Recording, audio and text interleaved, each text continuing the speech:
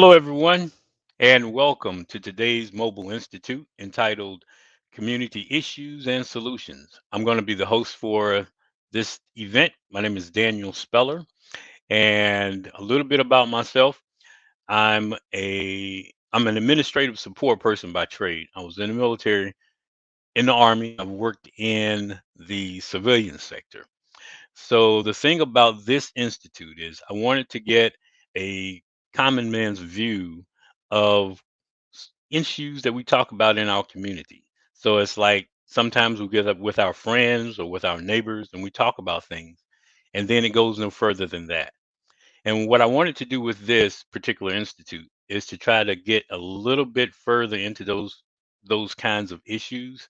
And I brought a sharp team of professionals with me. We're going to get to those introductions in just a little bit. But I hope the show will be both informative and interesting to you. So, a little bit about how we're going to run this. We have chat available. So, if you all wanted to participate, you can ask questions once we start by going to the chat area. You put in your questions in the chat, and if it gets starred or if it gets noticed, then you will have an opportunity to hopefully participate by either having your questions answered or just talk about it because this is a conversation. So we're here today to have a great conversation. And before we get started, I wanted to take some time to thank Dr. Smallwood, Teresa Smallwood, and the Vanderbilt Divinity School for the opportunity to present this because this is a voting year. So I think the information that we're going to start talking about now will be a great jump off to just trying to get things changed for November, for the voting time that's coming up in November. Okay, so what we're going to do right now is talk briefly with the presenters. We have two that's going to present today. All three are here today. All three are very young, very intelligent, and I'm proud of them all. And then the we'll talk a little bit about what we're going to have tomorrow. So Dr. Lassiter Freeman Speller is going to be presenting today, along with Dr. Dwayne Williams. He'll also be presenting. Lassiter is an assistant professor at the psychology. Um, let's see, I want to make sure I say this right, so I don't want to mess up nobody's credentials. So we have Lassiter is an assistant professor of psychology at Eastern New Mexico University, Portales. And Dr. Dwayne Williams is an assistant professor of psychology science at the University of California, Irvine. So they're going to be with us and they're going to definitely tell you more about themselves before we actually get into the overall event for today. But the event, like I said before, is designed to just get thought, to try to get people thinking about things that happen in the community. Because one of the things that I've noticed is like when block grants come down, I'm just using that as an example. When grants and other things come down to the local level, some areas get it, some areas don't. People talk about that in the community amongst themselves, but I want to try to get the conversation to where it goes further than that. The same thing with health, the same thing with how psychology affects things. And I think that's what Dwayne and Dr. Lassiter and um, Dr. Speller and Dr. Williams will be talking about today. I'm nervous, man. So we're just gonna relax and have a good time, okay? Turning it over to you, Lass.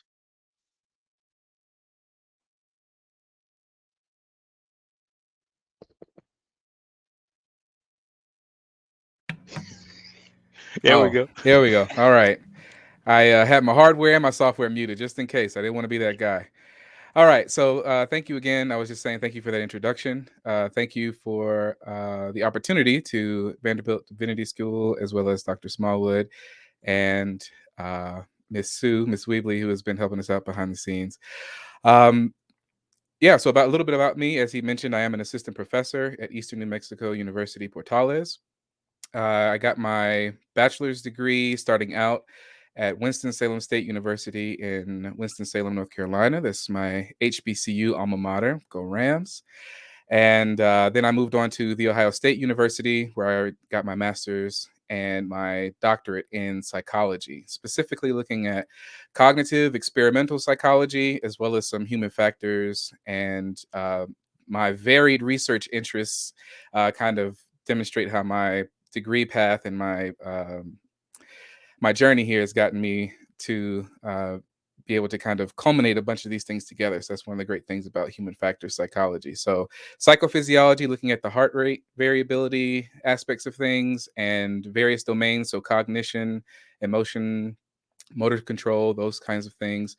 Linguistic monitoring in politics. So taking bodies of text that politicians say, put it into an algorithm that um, another researcher that I have associations with kind of developed, and uh, seeing whether or not there's, how much truth, how much lie is it in there? Can we predict that kind of a thing?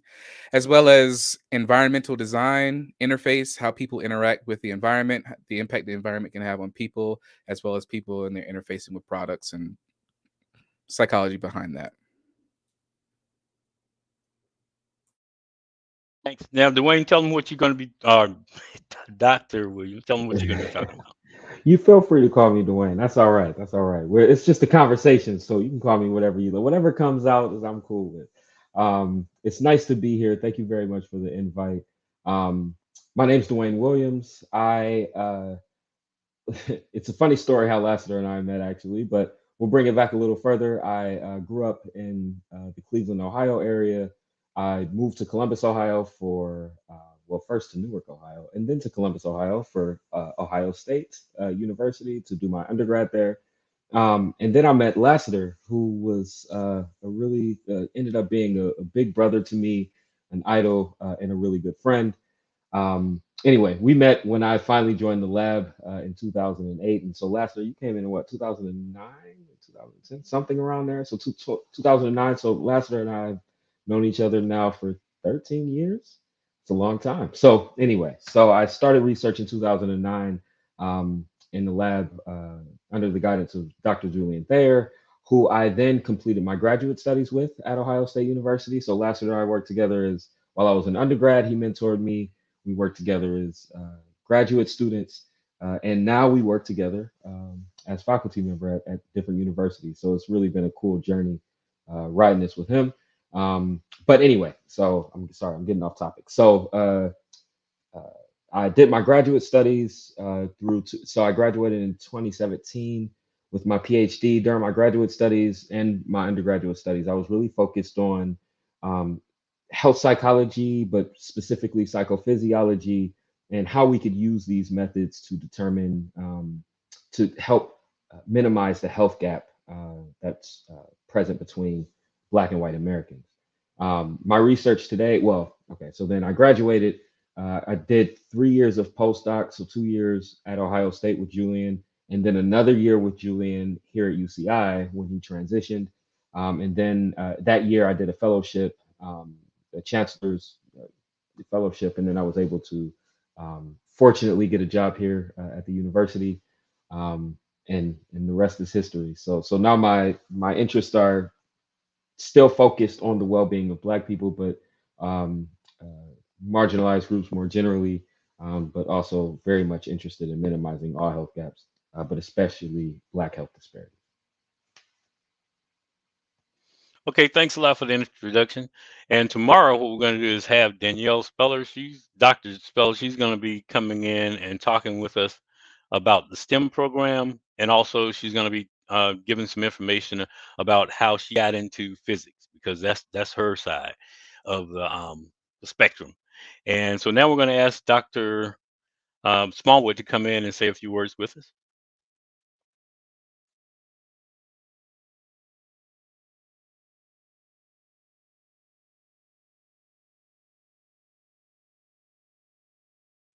I think you might.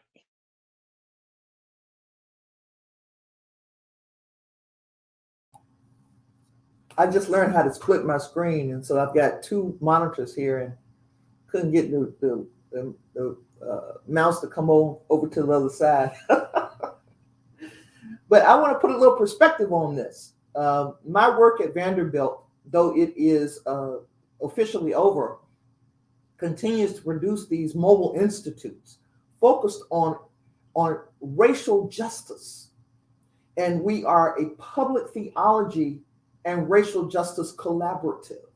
So it's very important for us to have these young adult PhDs who have prepared themselves to talk about both the psychological and the lived experience, particularly of African American males, but we will pick up on the females as well. But what's so very important to name here is that I met Daniel Speller in the early crevices of my own career, and he was a tremendous administrative support, someone who I value greatly and who has at various and sundry integral times been a part of my life throughout my sojourn. And so because we grew up in rural agrarian northeastern North Carolina, we understand that, you know, a lot of things go on in urban settings that may be a little more progressive. But when you've come up in the rural sector and you realize how much we are left out of the pot, left out of the thinking, left out of all that America has to offer, we have to give homage to the lived experience. And we have to showcase ours who have gone on to do great things like get a PhD. And so it's not lost on me that Daniel, and for a long time as a single parent, because he lost his wife early, Daniel raised 2 PhDs that we are going to hear from. And that's significant to me. It's also significant that the subject matter is so wide that we have a chance, I don't care who you are, there's something on your mind. And I do believe that these panelists have something to say. So I'm going to get off of here and say how proud I am of you, Lassiters, how proud I am of your sister who will be on with us tomorrow, and Daniel, how proud I am of you. And then Dwayne, though we've just met, I hope this will be the beginning of a long and refreshing opportunity to work together. You all have a wonderful institute. I may not be on the whole time, but I will definitely be taking notes. And to the degree that I can ask questions, I'll do that as well. Have a wonderful time. Thank you. Thanks.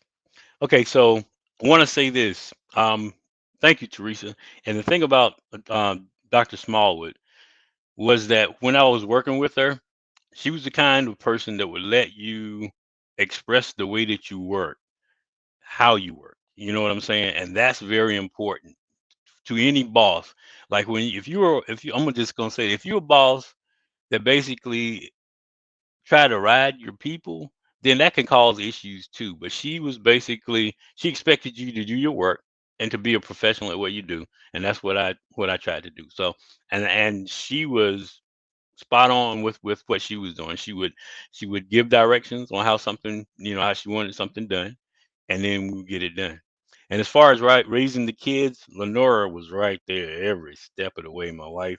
So she did a wonderful job with the kids. I think I was more the she was more the direct person to help to make sure that the homework and stuff like that was done, and I was more the cheerleader because anything that lasts, and Danny, and I have 3 others, Sarah, Gabe, and Rebecca. If they said they wanted to do something, I'm in that corner, and that's important. If you have somebody that's in your corner and that you can try to cheer on to whatever they're going to be, then do that, because to me personally, I think that goes a long way. So having said that, I'm going to turn this over to Dr. Speller and to Dr. Williams, and I'm going to listen. And you guys, I know you're going to do a great job.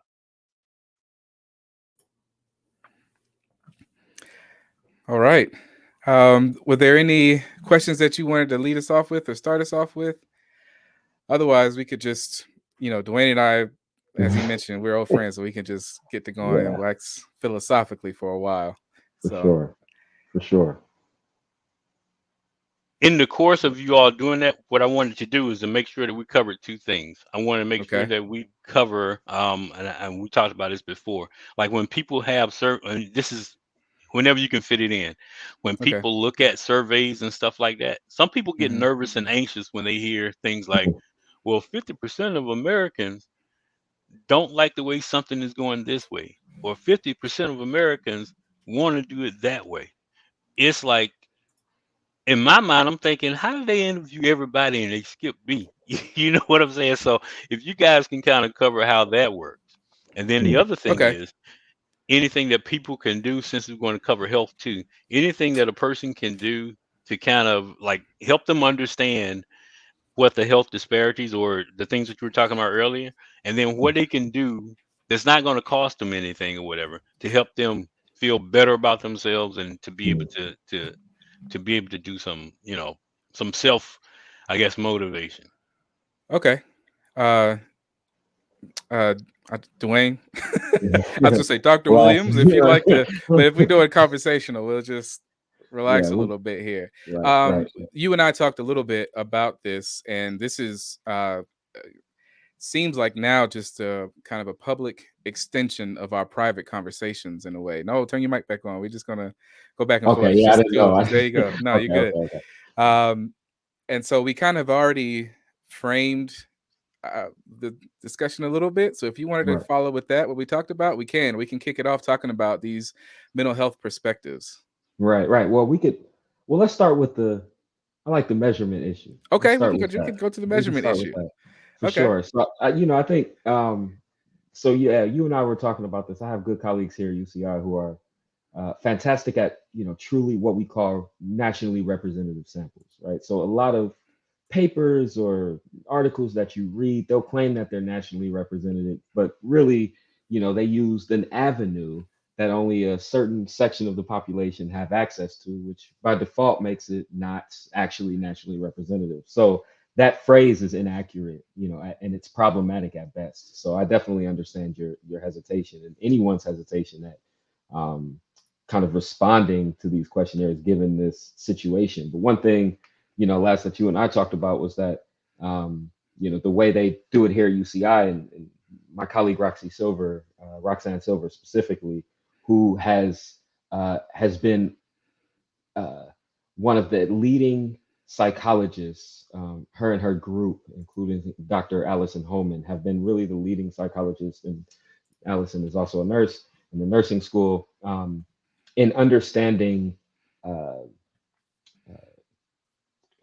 how people feel from a true nationally diverse population, right? So they're Mm-hmm. using old school methods, whether it's contacting people at the house or calling people on phones, and so it's a lot more inclusive as far as the population that they actually gain access to, and they're actually calling representative, right? And so their population also looks a lot like the general population as well.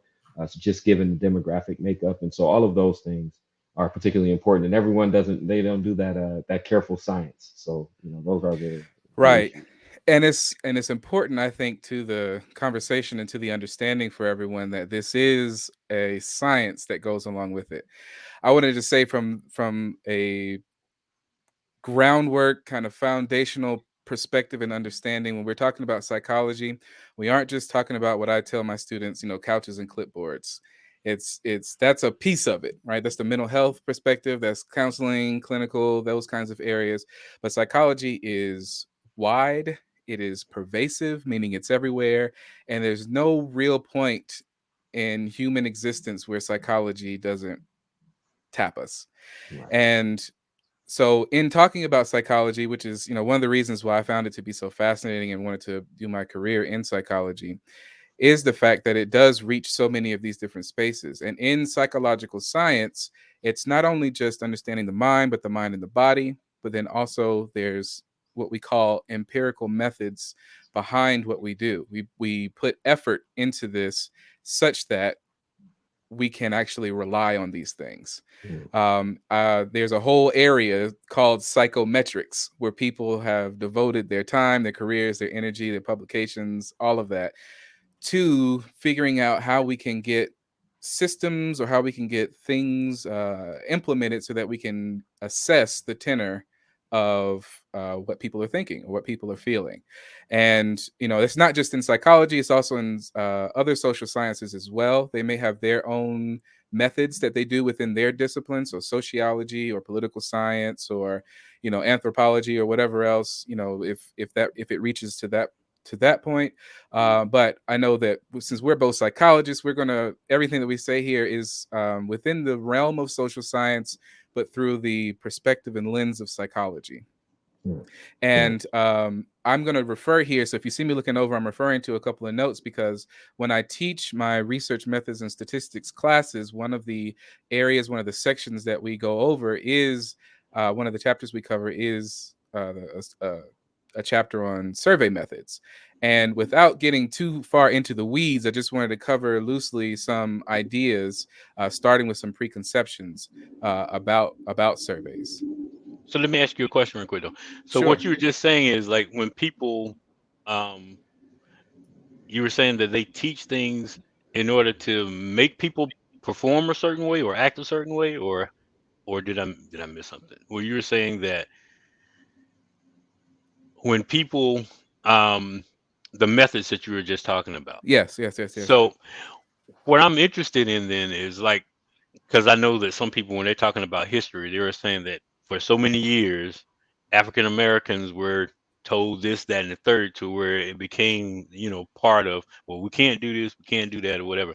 So, but in order to get out of that, then that's Yeah. where the repetitive things that people have to do on the opposite side to encourage themselves in order to build up rather than to tear down themselves. Would you I would say agree that with was the that. case? I would agree with that, and I would say that it in part requires that Black folks, African Americans, I'm just going to refer to us as Black folks in general. I think there's we can see discrepancies in education, and I think that matters in the context of this, because what I'm about to tell you, I'm going to break it down, but this is what we teach at the collegiate level. And so if we don't have access to certain things, we don't have access to certain levels of education to the same degree as other folks, other ethnicities, other races, or what have you, then we don't necessarily have this information circulating in our spaces as my other people. In addition, if we don't have people who understand research methodology, we don't have people who understand these kinds of things in the spaces that are developing new methods or are teaching what these methods are, then we're also missing out on that piece, right? And the people who are in effect teaching it don't have access to folks who might have them think about things in a different way and perspective. Because a lot of this, if that makes sense, and if it doesn't, I can reassess what I'm saying. A lot of this, as what Dr. Smallwood was saying earlier, it's not just about the fact that we have studied and shown ourselves approved so that we've gotten these, advanced credentials, but it's also the lived experience that is important. And so for us as Black people, as we and Dwayne and I specifically, as we're talking about this as social scientists, as data scientists, when we're looking at the data, this is not just an interesting finding, right? Oh, look, this group is different from this group in another way. Like, this is what we live, and this is what is like in our bodies as we wake up every day with, higher total peripheral resistance when it comes to our circulatory systems, or perhaps more susceptibility to these comorbidities, meaning we might have greater chances to have these kind of diseases because of a variety of different factors. And Dr. Willie Dwayne will go into that in a moment, I'm sure, when we launch in that. But to get back to the idea of the methodology, what I want to do here for the next couple of minutes, just a few, is to try to make it plain, if I can, about why it is that the surveys things really matter. So referencing my text over here, and there's three preconceptions when it comes to internet-based studies that I want to put out there, but then I'm going to kind of spin it around and talk about some of the other methods that he was saying and why they matter. So some preconceptions are that internet samples are not demographically diverse, and some of the findings out there are that those samples are more diverse than traditional samples in many domains, although they are not completely representative of the population. So what are we talking about? What are we saying? When we talk about samples, we're talking about choosing people from populations to represent that particular population. So you pick 100 people out of 1,000 people, and now you have what is called a sample. And that sample is supposedly, hopefully, representative of the people from whom you've selected. There are a lot of different sampling methods that you can get into. And again, if you go into data science or you go into psychology, I would encourage folks to do that if it is of interest to you and study it, because we might run from numbers because we think we're not that great with them, but it's okay. You just slow it down, give yourself time to understand what's happening, and you realize that you're telling a story with numbers just like you'd want to tell a story with words, right? So there's different ways that you can get samples. What Dr. Williams was talking about a moment ago is that sometimes when people don't use a variety of methods to reach individuals, they miss out on whole groups of folks because they're only using a particular way to grab that particular data. So if you think about how everybody pretty much has a phone, or lots of folks have landlines still, or everybody almost has an email address. There's probably babies out there with email addresses. You can reach people in different ways in order to grab, hopefully get some sort of response from them. Another preconception is that internet samples are maladjusted or socially isolated or depressed. And so one of the findings out there, internet users do not differ from non-users on markers of adjustment or depression. So that means that even when you go and you look at people, are the internet users different from regular folks who maybe aren't on the internet all the time? Not necessarily. And then, are internet-based findings different from how you might get findings elsewhere? And so far, internet-based findings are consistent with more traditional methods, but more data is still needed to support that. So there is, as Dwayne was saying earlier, if you do it right and you use your methods correctly, and your sample is actually representative of the people that you're trying to represent, and we're going to talk about proportionality a lot and disproportionate. What is that? What do those words mean, right? So if you got 1,000 people, and 100 of them are supposed to be, you select them from the population, does that 100 reflect what might happen at the greater levels? Meaning you have 300,000 or 300 million, Americans, 340 million Americans in the US. You grab a sample from a specific area. Did you go to this area over here where where I live right now in New Mexico, where the Black population is like 3.5%? 5% maybe in some of these towns that you go in? Or did you grab them from somewhere else where maybe they're closer to what the overall proportions of the people in the environment or in the population that you're attempting to sample? So hopefully that's clear when it comes to, there is a science behind it. If you do the science correctly, you grab information from people, and then hopefully that'll give you an idea of what some people are saying. Last note before I turn it over to Dwayne, it also, you want to make sure that what you're doing is not spinning what is being reported or interpreting it into being something larger than what it is or more meaningful than what it is. Because you may just be saying at this particular point in time, we've gotten a slice of what people were thinking, and these folks that are representative of these other folks are saying this. And just to kind of jump in and reiterate, I mean, that's just good science, right? If That's you're just good even science. right, so there are times where we collect convenient samples, and I've done this before, and I've written papers on these convenient samples where I'm just looking at a sample of undergraduate students at Ohio State, right? But the thing is I recognize that, and I recognize that this may not be generalizable, but at least in this sample of people, this particular thing occurred, and that means that it could occur in other people. The question is does it happen, right? So then that's why you do follow-up studies and replication studies to try to show this in much larger samples and from a longitudinal standpoint as well. All right, even when you think about drugs that penicillin's process of being okayed by the food FDA, right? So even just the medicines that we take, I mean, that process is a question of effect size, right? Is it meaningful, right? Is this something that is actually going to help, right? They wouldn't give you a pill that only relieves your headache 10% of the time, right? They're going to give you a pill that does it at a much higher rate. There's a chance. There's a chance your headache, or you Yeah. could just go have your body go through this process for no reason, right? So good science is finding out that ibuprofen and acetaminophen get the job done, right? But bad Mhm. science would be trying to give you vitamin C to fight your headache. Well, I mean, it could work, It but could work. not in the moment. Not in the Right. moment. Yeah. Okay, cool.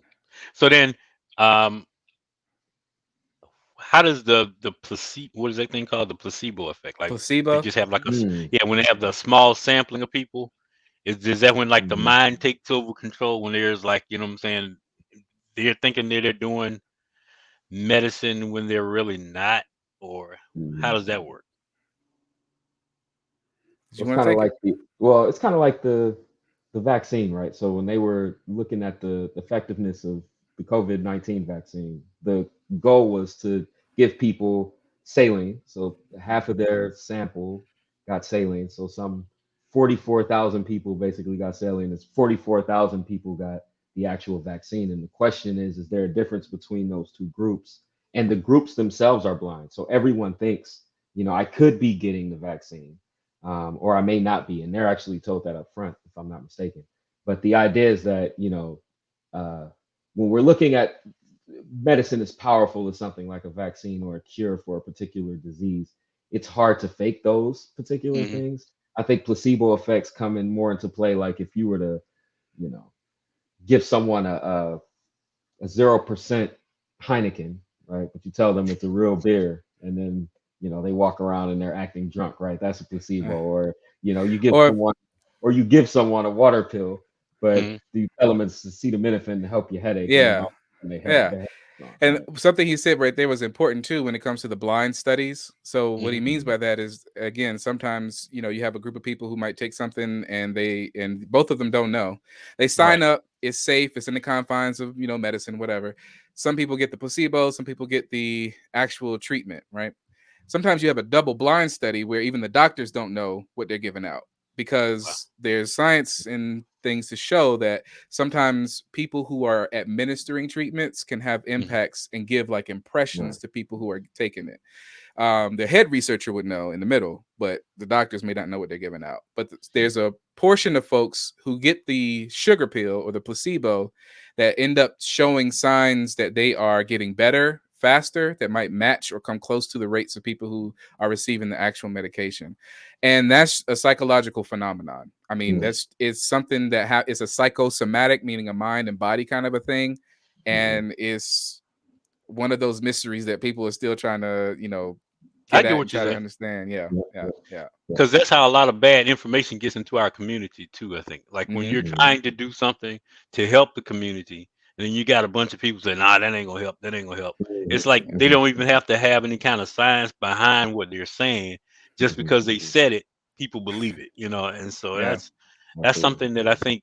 So how can we address that as a community by passing out more information about a particular, even if it's just, even if it's I don't know about high blood pressure. Like how some people, like the Hmm. old saying, I think fruit does actually help. That's just my opinion about like things that you eat and stuff. But then Yeah. sometimes people, um, they'll just take one particular item and they'll Right. just go focus on just that one thing as opposed to trying to do like a variety of things to kind of, you know what I'm saying, to have an overall regimen about like exercise, diet, and everything else Mhm. together. Mhm. You mind if I jump in here, last? Sure, Go go right for it. ahead. All right, all right. Go for it. So you have a loaded question, Mr. Speller, and I think there's a lot of parts to it. So there's some things that I'm going to forcefully leave out because it is high level stuff at the moment, and it's more complicated than I'm willing in some information that I cannot necessarily divulge yet. But I will tell you this: we have a Meaning series of he's got something papers. in the works. He's Right, I writing have a paper. something in the works, and I need to kind of keep it close to home. But we can Um, still address it for the people. yes, yes, yes. So the biggest thing is, you're right. I think Daniel is completely right. The things that you eat are important, actually, Hmm. and that's part of what we're trying to show. And it's the things that you eat are important, but not per what you conventionally think, right? So it's more along the lines of, Daniel, what you're mentioning, than is what traditional doctors would tell Black people when they walk into the doctor's office, right? So the first thing they're going to tell a Black person is stop eating so much salt, right? And what we see in data, and we've published a series of papers on this, it seems like high blood pressure, one of the issues with high blood pressure in Black people is it's a big driver of the disparities that we see in health. So that's one of the hypertension and high blood pressure is one of the reasons that Black people have a higher mortality and morbidity rate than white people. And the into that is cardiovascular disease and other cardiometabolic diseases. And so from a Black people standpoint, one issue is that blood pressure is largely uncontrolled in Black populations. I mean, that's exactly what the medical professionals say, right? It's uncontrolled. So that means the medical regimen that they're giving us is not working. My mom literally called me this morning and told me her blood pressure, and it was sky high.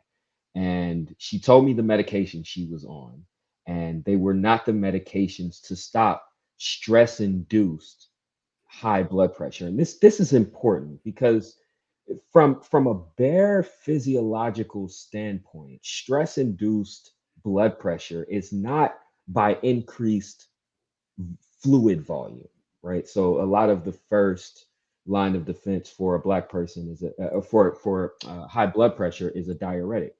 But there are two components to elevated blood pressure. There's fluid volume, so it's cardiac output, which is stroke volume, how much fluid you have in how much blood you have in your vessels, times the rate for which it's being pumped, times your heart rate equals your cardiac output. And then there's another, so that's all kind of the fluid way of achieving higher blood pressure. The more fluid you have, the more pressure in your veins. Then there's another pathway, and it's called vasoconstriction or vasodilation, or what Lassiter mentioned earlier as total peripheral resistance. And the question is, and this is what we have in a couple of our papers, Black people seem to show elevated blood pressure via vasoconstriction and not fluid volume. But a lot of Black people get pills and medications to help with fluid volume as it relates to blood pressure, but they should be getting pills that helps with vasoconstriction as it relates to blood pressure, right? So, so you're right on the foods, but also there's a larger medical issue at play here, and there's a few papers that we put out recently that shows that this issue may have a lot more consequences than what we think. Yeah, I got because I knew like when I was up in Ohio with Les, they were talking about how that some of the doctors were pushing certain pills just Mhm, because the mhm, medical folks were basically paying mhm, them to do that. You know what I'm saying? mhm, So mhm, I definitely understand that part. And then the other thing was when like my parents, sometimes mhm, when people take one medication, it jacks them up in another way. And you just keep going back and forth. So they'll give you this pill, and if you read the mhm, bottle, it'll say may cause this, that, and the third. And then they give this other pill to take care of that. And mhm. then, you know what I'm saying? So it's like a Right, circle that they keep right, going around. So how right.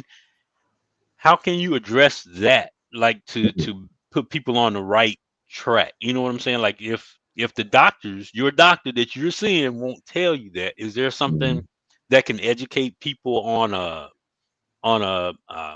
layman's level that says, okay, um, if you're having or experiencing, like you were just talking about, the two different kinds of things for the blood pressure, right? mhm, mhm. Is there something that, oh, that's what you're working on? You keeping close to the vest. Never Well, mind.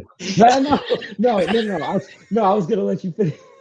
So okay. So there's um I would say that it actually starts in the mind. Mm, I would say that it starts in the mind because again, this is high peripheral resistance and vasoconstriction is not something that is well, it's something that's specific to Black people at rest, and that mhm, we show often. But it's not something that's specific as it relates to stress induced elevated blood pressure, right? So when we think white people can experience that same vasoconstriction, but the difference is the when the vasodilation happens, it happens on a much quicker time scale than what does Black people's. So one thing that Black people can do, and this is, this is I'm putting this, and I'm being careful because I'm putting this on the target. I have a whole line of work that is trying to understand how to stop the stress, that help relieve the stress that Black people experience, kind of just generally in the All right. population.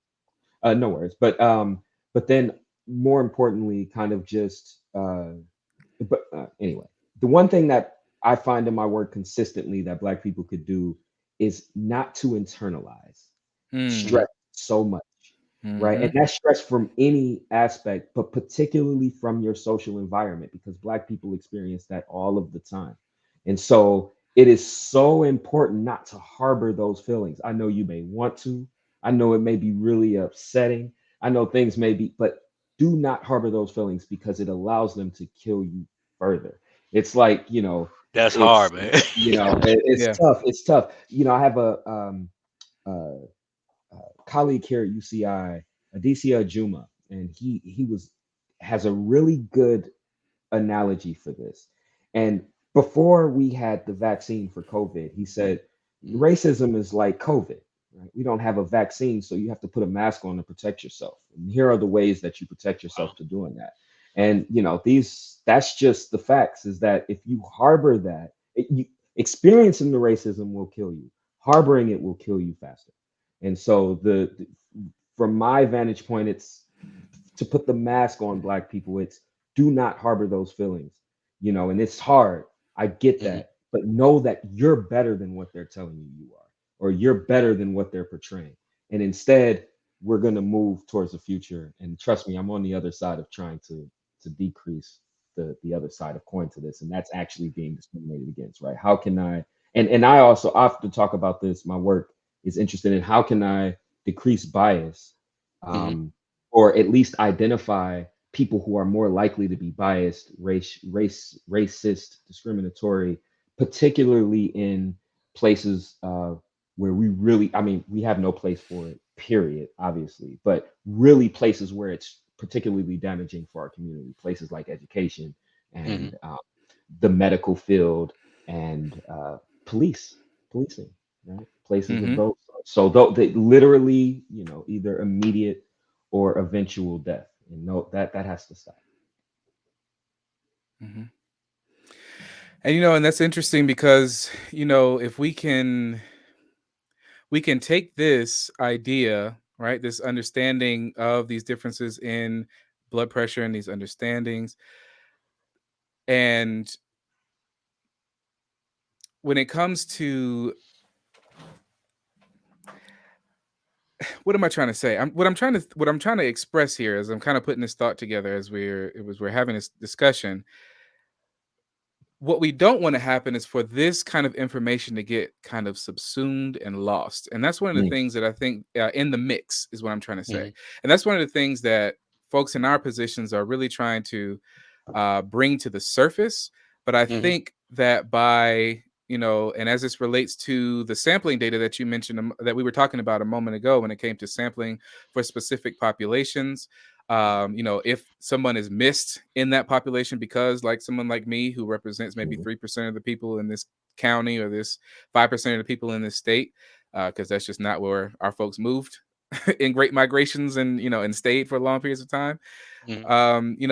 If they're missed in that sampling, then we don't see them. If people understand that there's some sort of that there's all these health disparities, and they just kind of lump it in the fact that, oh, yeah, Black people have these health disparities, and that's just known, and we're working on what to do about it, but let's just look at it and compare it to these other groups, and they just kind of move along.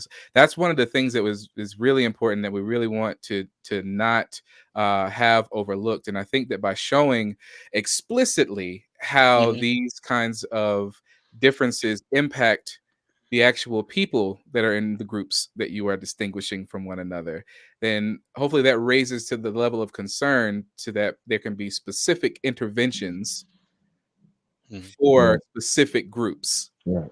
And I think that's one of the, go ahead. No, go ahead. Yeah, no, I'm sorry. I didn't mean to cut you off, but yeah, that's exactly right. And just to piggyback quickly, and well, that last point was so good. I kind of now forgot my train of thought. But well, let me ask you guys this: while you recover that thought, y'all want to talk a little bit? Can we go into hypotheticals and maybe like a little bit of doing some, I guess, is in the philosophy realm, right? Yeah, Okay. yeah. Suppose Oh, folks like, go sorry. ahead. I'm sorry to cut you off. Just real quick, I got it. Just the one thing I want to mention is that Hmm. you're Lester, you're hitting it on the head. One thing that I have a black psychology class, and one thing that I'm always telling them is that psychology is built off of Eurocentric values. Part of the problem, Daniel, is Hmm. that when we're asking questions, especially in Hmm. the psychology field, psychological questions, they're not even relevant for black people because all of the scales have been built and validated on white people.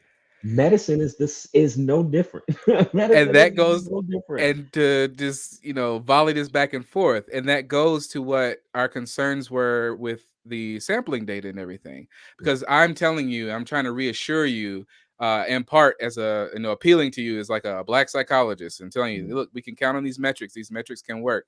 They right. can work insofar, again, as people are using them in these appropriate ways, and we have Hmm. to get in these spaces so that we can have an impact and remind people, hey, don't forget this particular perspective, so that when you reach out to other folks, that they understand where this data is coming from.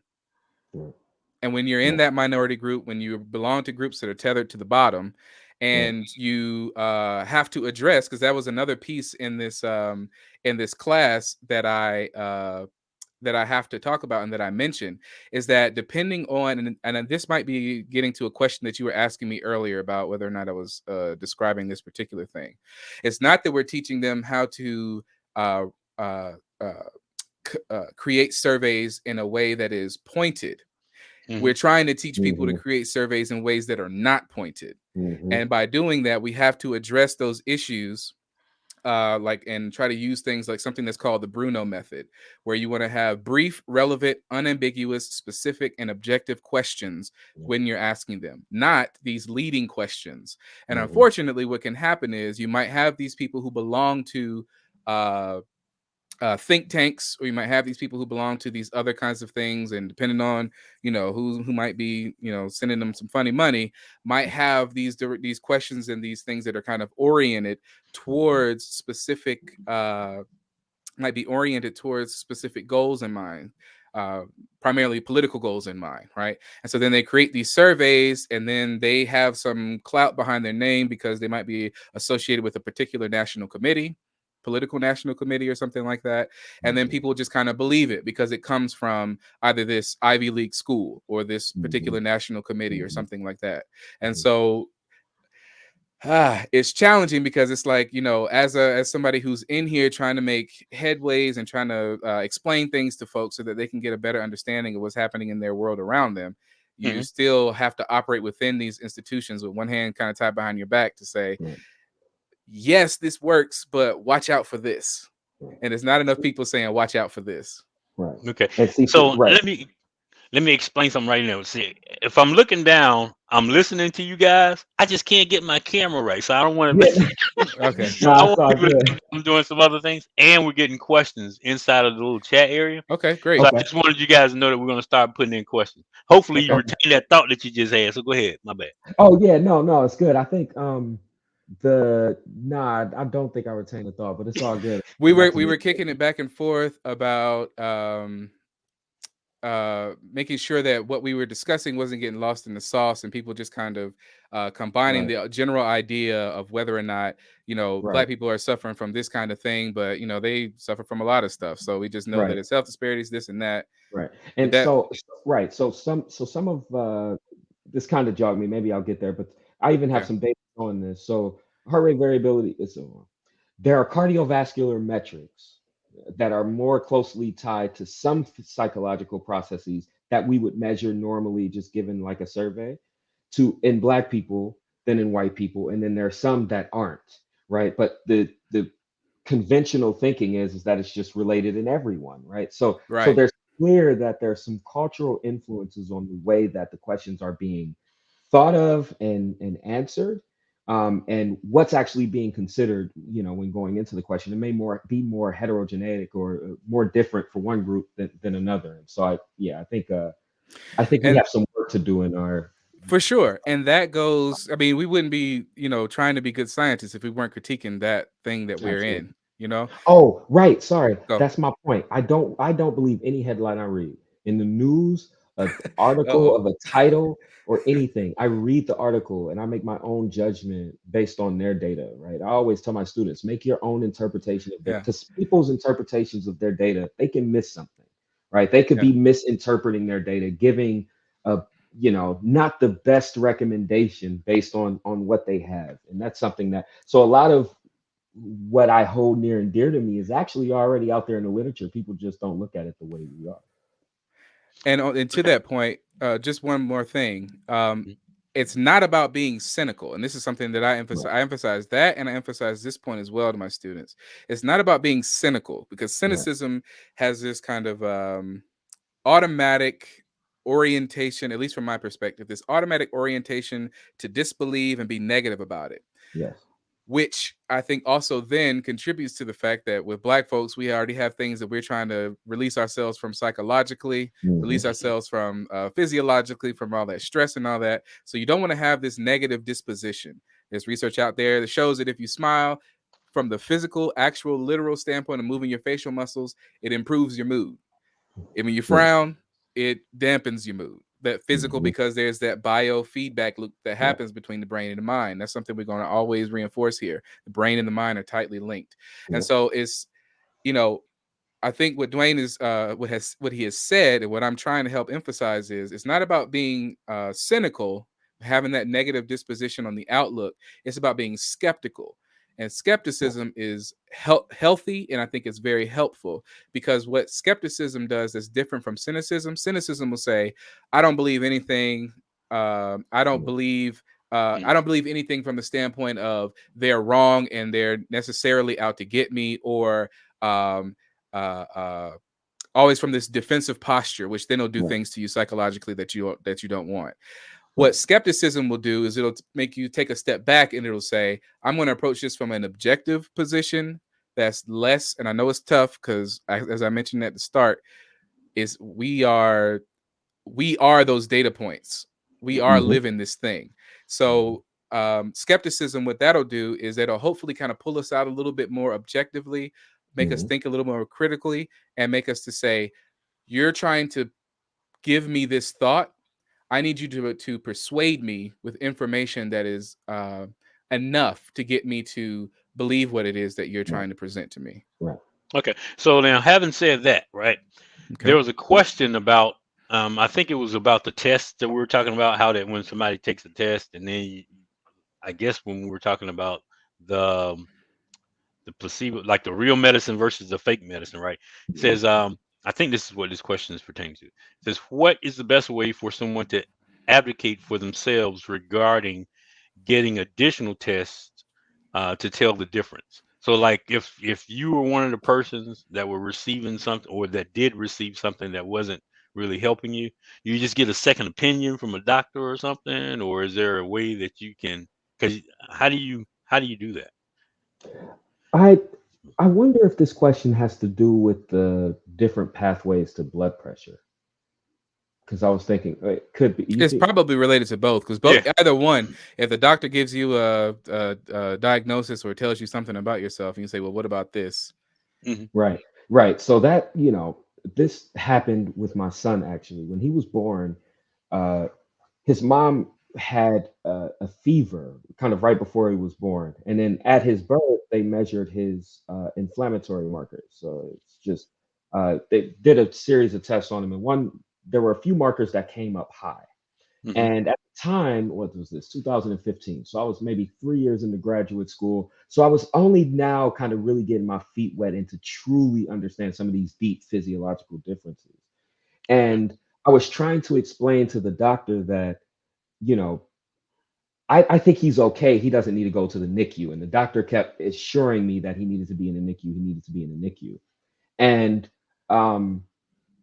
I asked them if they had measured those same metrics again, and they hadn't. So they basically took one measurement at birth, and then every subsequent action was based on that first measurement, instead of even just taking up a second measurement to making sure, A, it was reliable, mean, that's little things that we do even as psychologists, right? So A, to make sure it was reliable, or The B, even basics. just a few days later to see if it had come down, right? See if That's it was just basic. an initial react. That's basics. See if it Mhm. was initial reaction to his mother's increased fever, and so ultimately I paid a hefty bill, and he went through a lot in that NICU that I don't think was necessary. And looking back on it now, I would fry a doctor in that position, right? But you must arm yourself with knowledge. I think that's the biggest thing when you go in. It's this is complicated, and I do want people to make sure you don't get these two things confused. One, there could be a situation in which you should advocate for yourself for a better medical regimen. And then there's also this issue that is well documented in the literature of stereotype threat within the context of a medical scenario. And so the other thing that you don't want to do is to put yourself in a medically compromising position just because you think you may know more than the doctor, right? So it's complicated. You want to make sure that the doctor is doing their due diligence, and so long that they are, then you should trust the medical professional. But I truly think that they must first do their due diligence, and that was the issue with the doctor that I had. Okay. Yeah, she did say it was about the blood pressure Okay, question. So okay. now here's a philosophical part that I was wanting to get into. Okay. So say we have professionals like you all, right? That's do statistics. You all know what you're talking about, right? Go with me on this journey a little bit. I Mhm, was thinking that it would be great since everything is kind of based on, I guess, the larger amount of people that's in a place, right? I was thinking that you guys know how the there's this thing called legal. It's like a legal insurance. They pay you so much money, and then everybody can get it. Like if you're getting stopped, just call this number, right? What mhm, if an organization formed that would be an advocate for us as black people to say, okay, we have doctors in this organization, we got lawyers in this organization, we got healthcare people in this organization, and what their job is that if the common person or the regular person has questions, right, that would either help them. I don't care whatever the situation is, mhm, financially, health wise, or whatever, they would be able to get kind of like a uh, consultation from that organization and say, okay, look, tell your doctor to look into this area because mhm, what he's telling you is based on this, and I don't think mhm, you fall in that category. So then it's mhm, kind of like you're helping them. I know there are laws that say, well, mhm, you're practicing medicine. You're not really. You're just basically saying, ask your doctor to look into this area mhm, in order to mhm, see if this, that, and the third. So it's mhm, kind of like one of those organizations, I guess, like the legal aid people that they're not really your lawyer or whatever, mhm. but they say that they're there to help you. If something comes up, what do you guys think about something like that? Is that like something that could be a solution, It's kind or of is like there something like like a second opinion sort of yeah, nonprofit. It's kind of fly, actually. I like that. Yeah. make it That's happen, pretty make it fly. happen, fellas? Yeah, that's pretty fly. Yeah, no, look, I honestly, I would give people advice for blood pressure all day, right?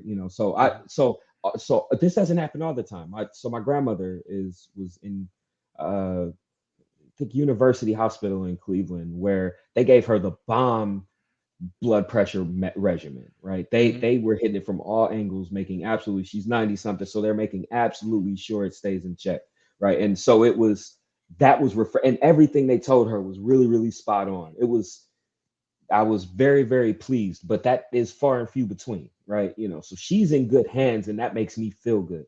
But that doesn't always happen, right? So it would be really I think that would be fly to have a Mhm. second opinion nonprofit.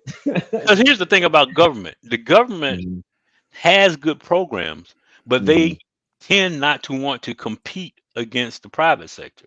So, like, you have all of these things there that are like free, like Medicaid and Medicare. I think I saw mhm, someone in the comments over here talk about Medicaid and Medicare, right? So it's like you. This is something else that I want to talk about. That you guys, I'm gonna write this. Okay, you hear commercials on TV. There's so much this filtering now because you hear TV commercials come on like every 5 minutes. Mm. These free things are offered in your Medicare. Call your Medicare now. Call this place, call that place. They always telling you to call somebody. And you're thinking to yourself, if this stuff was already free, why doesn't the government already have this in their plan? You know what I'm saying? And then why can't we already get access to it without me having to pay these other people? So how does that work? Are you familiar with the Medicare, Medicaid programs and whatnot? To the extent to where they're offering, no, not to the extent to where they're like the implementation of it Hmm. and all of that. Just because, yeah, because I'm not in the medical field per se, and I don't do any kind of health interventions for folks. Okay. Dwayne, did you have an idea on that? I do not, despite how Yeah. close I am to physiology. Yeah, because there's a difference between studying it and administering these kinds of Yeah. things. I Well, think Okay. it's a that's cool. more of the administrative side, though. It seems like poor Yeah. planning. I mean, Daniel, what Mm. you're saying makes logical sense. It just, to me, it seems like, poor Well, poor it's foresight. it's poor planning, and it's also a politics thing. Like, Mm.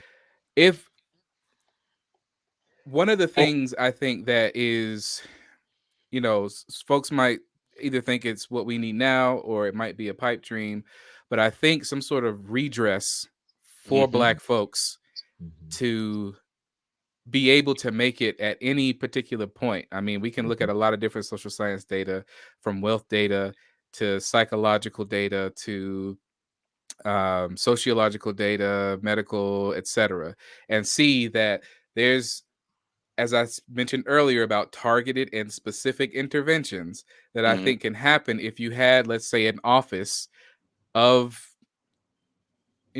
Black American affairs or something like that. And Mhm. within that, that might be a point from which you could get someone to, let's say, go with you to your medical appointments, or have someone Mhm. on the phone with you that you could call Mhm. as you go to your appointment and be on speakerphone, and have knowledge of this kind of thing that might be more specific to us when it comes Hmm. to whatever kind of treatment might be best for us. Mhm. Maybe having something like that, which might be in something like a reparations kind of Package. package, essentially, that Yeah. would go towards that. And I don't think it's a pipe dream, and I think it's something that needs to happen Yeah. yesterday. But I think that goes to part of that bureaucratic and why I said I think it's a political thing, because where else would we have, like, I don't want to say a one-stop shop, but where else would we have somewhere that would be trying to make sure that this was done specifically for us? Right. Mhm. Because everybody's focusing on the equality bit, but they're not focusing on what it will take from a generational restoration perspective to get folks to to this point of equality. So if we're Right. talking about equal healthcare, equal access, and all this other kind of stuff, that's cool. But if we still have gaps in knowledge, and if we still, and not just in us, Mhm. but in the professionals who are supposed to be administering care to us, if there's Mhm. gaps in knowledge for them, then it's one thing to say, as and I will echo what Dwayne said, definitely educate yourself. If you have a diagnosis or something and you need a moment to go read about it, Mhm. do what you can do in that chance. But I think that there's still something to be said for having experts and having Right. people with expertise that can Yes. kind of immediately filter through and recognize and know what it is that they need to say on your behalf. Right. And to put Yeah. that at a much lower level, I mean, at a much less high stakes level, I was the first Black, was I? Oh no, so my aunt went to college. Mhm. So I would have been the second, I guess, in my family to really go to college. And now all my younger cousins are going, so everybody's in college now, so it's fantastic. But Yeah. the the when I got here and I wanted to do XYZ or you know ABC, I had no idea about the path that I was actually on because no one had been on that path before. No one could give me any uh, clues or hints, and there was no one really interested in talking to me about it. Because everyone was busy, right? No one wanted to get. There was one professor, Dr. Ben Givens. He was the first one who just sat down with me and just talked to me about research and told Mhm. me what to do, where to go, how to approach it, what it is, and everything. And then, I was lucky enough to meet Lassiter and Julian and LeBaron, and but that was the people who told me those were the professionals who told me and gave me the path. If I didn't have them, I don't know where I'd be. right? I wouldn't have had all of these. So I think that on multiple levels, Black people aren't afforded the resource package they need to be successful. So it's like That's the And not information is there, but they just don't know how to put it together in a exactly. way in which is I was helpful going to to them. say it might be, yeah, and that sounds like a networking issue to some degree, but then it also is a scarcity issue because Right. I mentioned how we make up 14% of the population, but then when you look and see how That's many true. people are graduating in these advanced degrees, we're talking single percent digits in a year. I think last year the number of people who graduate, Black people who graduated with an economics PhD was like 4.5%, 5%. Forgive me if the number's incorrect there. But when you translate that into actual numbers, we're talking about like 100, 200, maybe 300 people or something like that every year, I think what relative to happens is everybody else who has a comma in, in the Multiple commas. and who's graduating for them. So Yeah. and that's part of the reason why I don't want to say I push back on the idea, but I have some hesitancy on the idea of it being the onus being on us to have a Yeah. solution completely Right. for us to kind of rectify our own situation, because we're doing everything that we can. But again, when Right. you look at the numbers, and I have some I was just looking at, because I'm a data science nerd and I do what I do. I was looking recently at where'd it go, at some of the numbers when it came to Federal Reserve data and the distribution of wealth of several different categories. And you look and you see how these things are like, I don't want to say exponential, but it's really interesting to see how the numbers and the data grow. And there's just no way that you can expect a particular group to lift themselves out of that when they have everything else on the other side. so basically then it's like what you're saying. I guess, how do you feel about guidance counselors and people like that in high school? Because I don't think nobody really pushed people to go into like economics, not like what you're talking about. Because it sounds like economics would be something good for us to get into. Oh Because yeah, then, absolutely. so can you talk a little bit about economics? Like what is that field about? Because you hear it and then it's like people, I don't know, they talk medicine, sports medicine in high school. They talk something other than economics. You know what I mean? So it's like, Yeah. Yeah. So from my understanding, when it comes to economics, it's basically looking at, goods and services, how those get moved around, but then also when it comes to like the financial aspect of things, the right. distribution of money and where that may go. It's also kind of a dynamic kind of study in that Mhm. you're looking at the changes from one end of the other, and you look at how money flows. But there's also, because it's kind of included in the social sciences there's that Mhm. human element and aspect to it that is also worth understanding. So I don't have any background in economics. I just have Mhm. adopted it in the past 3-4 years or so as like a hobby. So whenever I'm not reading my psych stuff, I try to read a little bit about economics. But one of Mhm. the things that and obviously from microeconomics and macroeconomics, meaning macro is the prefix for larger, so from a larger scale of economy Mhm. and like global or between countries or within states or something like that. But then microeconomics maybe within those smaller kinds of systems. Right. Just needed to get that. My brain was like, say it, say it, say it.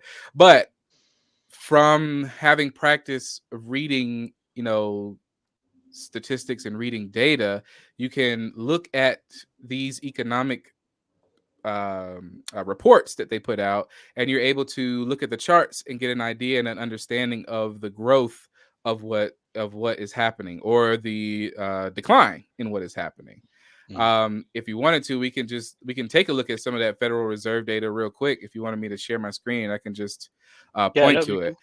Okay, so Dwayne, if you have any insights as I pull this up, feel free. No, go We ahead. read charts all day, so Yeah, right. um, Right. What I was thinking was, it's interesting how they say that our community spends a great deal of money to keep the economy going, but then it's like we don't have stores in our community that I mean, we have stores, but not stores. You know, like Yeah. we don't own a great majority of the places that we buy things from. Mhm. Yes, that is correct, for sure. I'm going to try to share this, and I may or may not need permission to do so. Can you see Last, that? we go. didn't we talk about how long, weren't you and I discussing about the time that it takes $1 to leave the Black community? Was that you and Yeah, I talking about that? I don't think so. I've heard those discussions. Not long. Yeah. I've heard those But discussions. it's Mhm. very quick. Like money leaves our community so fast, but the dollar will circulate in all these other communities for so many days before it like leaves. It was a study done. I can't remember who I was talking to about this. Maybe it was you. But I'll have to maybe I can find that while you're doing this. Yeah. Okay. Well, if you do, and just help me out here if you see me talking Yeah. about it. So I'm not going to get too in depth, but I do want to take a moment and remind whoever might be listening or watching this in the future. It is possible to get access to this information and for you to understand it. It is definitely possible. You don't necessarily need a PhD to be able to do this. You just need to know what you're doing. You Know just what need you're to looking know for. what Right. you're looking for, know what you're doing, and that I think is a way in which we can gain information without necessarily having to do things like, and I'm saying this as a professor, but without necessarily having to enroll into these degree programs when you have all this question about student debt and student loans and what do I need to major in, et cetera, all of that. So I wanted to point to what you were saying, but kind of looking at the data and helping to understand why it is that we don't, this. I don't like to get into the dollar circulating conversation because I Mhm. think it's better to put more of the focus here on this, because once again, in the effort to relieve, not to internalize a lot of this stress that comes from being a have-not, I don't want to take on also the responsibility of it being like, well, if we just build our community, or if we just come together and do this and do that, it's different. It's different No. Oh yeah, it's yeah. different for That's us. Yeah. right. That's definitely Yeah. not the excuse. And I do want to be clear. Yeah, just because Oh the no, yeah, dollar yeah. I'm yeah, not yeah, yeah. No. contradicting you. And No, it's yeah. the only You brought reason it it up. doesn't circulate is because we don't have a place to put it of We our don't have a own. place to put it. We don't have the Right. infrastructure, and Right. people say that, and so it's a relevant Right. thing to bring up Right. for both of you talking about that. Right. So that But we don't as to not blame the victim. Sorry. Right. exactly. Right. So Right. if we go back, and this goes back to looks like 1990. One of the Mhm. things that I always tell my students when we're looking in the textbook and we're trying to read the data and the charts and information, I just tell them to slow down, take a deep breath. Mhm. You know about XY coordinates, you know about the Y is the one that goes up and down, and the X is the one that goes across. Mhm. And once you figure out and you just read all the stuff that people tend to skip over, like titles and little notes on the bottom, that kind of tells you what you're looking at. It helps you to identify this stuff. So Yeah. right here it says the distributions by generation are defined by birth year, and so they just tell you who's a silent baby boomer, Gen X, millennial, or what have you. So now you know what these what these particular categories are. So what are we looking at? We're looking at wealth by wealth percentile group, and on the bottom we have the years, and over here we have trillions of dollars. So trillions with a T. Mhm. Okay, and we're talking about wealth. If we go up here and we see select wealth component, and we can distribute it by and distribute by, we see we can do it by wealth, income, education, age, generation, and wealth. And you can see you can pick which wealth component, which is assets, liabilities, and then all the little subsequent things here. So we're just going to do wealth in general, which is going to, I guess, take into account your assets and liabilities. And we're going to distribute it by wealth percentile. Actually, let's just go to race since we're talking about Black folks. Let's go ahead and see what we have going on here. So if you scroll down, we can take a look and see where these numbers lie. I want to pause for a moment and just say, people might be, well, what are you looking at here? This is Board of Governors of the Federal Reserve System. If you look over here, if you can make it out, federalreserve.gov. So this is government data, government information that's out here. I don't have any special clearance or access. I just searched for it. I typed it and it came up. It popped up. So here it is. So anybody that has internet access can kind of find this stuff. Similarly, when you look at census data, whatever's available there, you can just kind of search for that. If it's government data and they publish it, you can kind of find it. So what are we talking about? So 1990s, you can see where we're down here. You can see it's Black, white, Hispanic, and other. And you see where it says 18.49 trillion in 1989 quarter 3. So, you break the year up into quarters. So quarter 1, 2, 3, and 4. So if it's 0.78 trillion for Black people, that means we haven't crossed $1 trillion. That means it's at 70, as far as we can tell with this number here, we'll just say 780 billion. Okay. As we move along and we see the numbers change as we go from 92 to 94, 95, etc., we see the quarters are growing. Notice that the graph is beginning to shrink. But it seems to shrink as we're looking at it perceptually. But don't be confused. We know that along the bottom axis here that the years are just going up. And we can tell here that we're just moving our little window, so we can resize the window if we wanted to. We're just moving the window along. Notice that it looks like the graph was shrinking a little bit. But the graph isn't really shrinking, because take a look. We know the numbers, the years are increasing, but take a look over here on our y-axis. Now we have not just 25, which if we look back here, they were at 18, 19. No, they've already crossed 50 trillion by 2004. 45 trillion, 50 total for everybody, I guess. And then as we continue on and we start and get over here to 2021 quarter 3, so that's not that long ago, a few months ago, we're already far above hundreds of trillions of dollars. You can see the breakdown for that. And we are now at, what does it say, 5.93 trillion. So that's the wealth by race relative to 114 trillion. Right. So let me interject something right quick. So Sure. as an administrative support person in helping people, I was helping an accountant one time, not this particular chart, but how this information can be used for anybody that's listening. If you guys get into doing grants, like grant proposals and things like that, and you're trying to get a grant, you could use things like this particular chart in order to show the underserved communities, right? So even though it looks like it's like just a little bit like what Last was saying, or Dr. Speller was saying, it basically shows you that I don't care how you look at this graph, we ain't getting served correctly. You know what I'm saying? So basically, you could take this information if you are a community activist, or if you're someone that basically are writing grants, or you want to figure out how to get resources for your community. And then you could take this information and not necessarily look at it negatively. I'm not saying that's what we're doing here, but I'm just saying some people will look at this, like you were saying last earlier, and they're like, I don't see this. It's too much information, and it just shows that we're not getting anything. The other side of that thinking is that you're look at this information and say, yeah, we're not getting what we're supposed to, and the government has all this money available. We need to go and start seeing who we need to talk to in order for us to start getting more of what's out there. So that's when you form your action groups. That's when you start forming your little, go ahead. Exactly. Miss Ingram in the chat, I just noticed, said that economics is in part how to use the Earth's scarce resources and figuring dollar signs, money, who should get what. She said that she's much interested in it, and particularly agricultural resource and economics.